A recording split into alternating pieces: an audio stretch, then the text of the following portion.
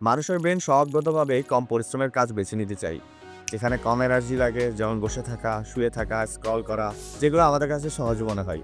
প্রম্পটিকতায় প্রথমে আমাদের কাছে কঠিন মনে হতে পারে, কিন্তু আজ আমরা জানবো কিভাবে এআই দিয়ে সহজে প্রম্পট বানিয়ে নিতে হয়।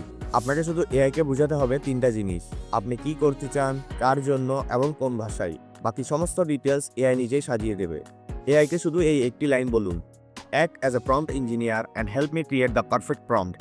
Ask me the right question, then build the final prompt structure as role, task, details, output format.